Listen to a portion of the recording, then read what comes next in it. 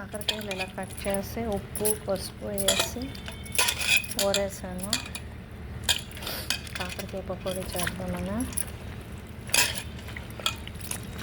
ఇప్పుడు ఈ నీళ్ళలో తీసి మళ్ళీ ఉప్పు పసుపు కారం కరివేపాకు అన్నీ కలిపేసి పకోడీ చేస్తాను.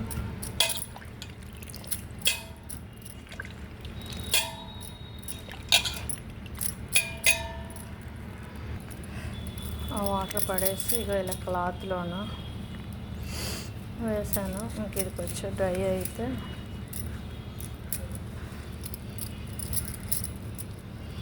నీరు వస్తుంది. నీరు అయిపోయిన తర్వాత దీనికి ఎన్ని పొడి అన్నీ కలుపుతాను. ఇలా కింద రెడీ చేస్తాను వేరే ప్లేట్లోను. ఇలా పెట్టాను. వాటర్ వస్తుంది.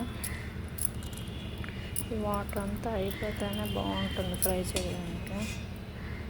చాలా వాటర్ వచ్చింది. ఇంకెంత వాటర్ వస్తుందో చూడాలి. బియ్యం పిండి, శనగపిండి, సాల్టు, ఆమ్చూర్ పౌడరు, పసుపు, కారం, కరివేపాకు రెడీ అయిపోయాను. ఇంకా కలపడమే. పంపించవా? ఐశ్వర్యకి పంపించు. ఆయిల్ ఇవన్నీ కలిపి పచ్చిమిరపకాయలు ఇంకా కొంచెం వాటర్ వేసి బాగా కలిపిస్తా. కాకరకాయ ముక్కలకి పడితే ఓకే, లేకపోతే కొంచెం వాటర్ వేస్తాను. మ్యాక్సిమం వాటర్ వేయకుండా ఉంటేనే బాగా రోస్ట్గా వస్తాయి. కరివేపాకు వేస్తాను.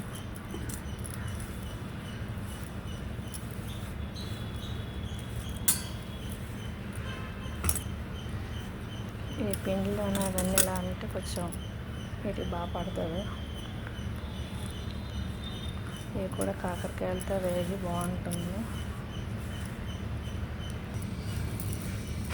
ఈ పిండిలో కొంచెం కొంచెం కలిపేసి వేస్తున్నాను. వాటర్ వేయవలసిన పని లేనట్టే ఉంది.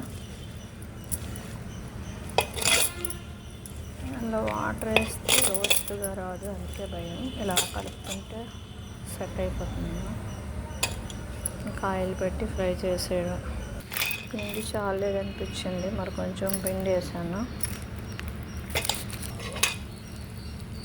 మొత్తం కలపడం ఇది.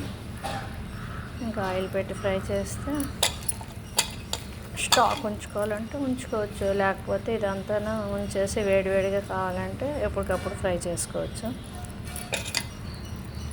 బాగా వచ్చింది. పిండి మరీ ఎక్కువ వేసేస్తే బాగోదు. ఇలాగ జస్ట్ ఇలా ఉండాలంతే, మరి ఎక్కువ లేకుండా ఉంటే బాగుంటుంది.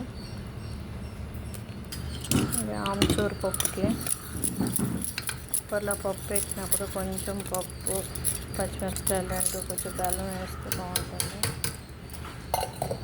ఇలా ఆమ్చూర్ పొడి నానబెట్టాను. కొంచెం నానితే బాగుంటుందని యాక్చువల్గా మామిడి బొరుగులు వేస్తాము. అది కొంచెం టైం పడుతుందని ఆమ్చూర్ పొడితో చేసేస్తున్నాను పప్పు. ఈరోజు ఆమ్చూర్ పప్పును కాకరకాయ ఫ్రై.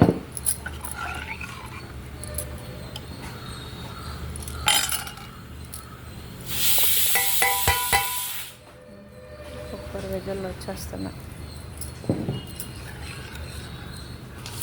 కాకరకాయ ఫ్రైకి ఆయిల్ పెట్టాను. ఆమ్చూర్ పప్పుకి పోపు వెళ్తుంది. అది పచ్చిమిరపకాయలు, కరివేపాకు.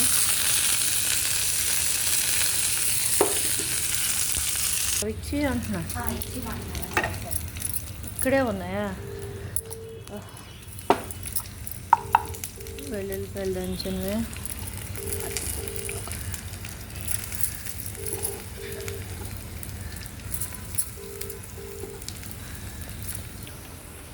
ఆమ్చూర్ పప్పు రెడీ అయిపోయింది. చాలా బాగా వచ్చింది, మంచి వాసన వస్తుంది. కాకరకాయ పకోడీ రెడీ అయిపోయింది. ఇది లైక్ చేయండి, షేర్ చేయండి, సబ్స్క్రైబ్ చేయండి. Thank you.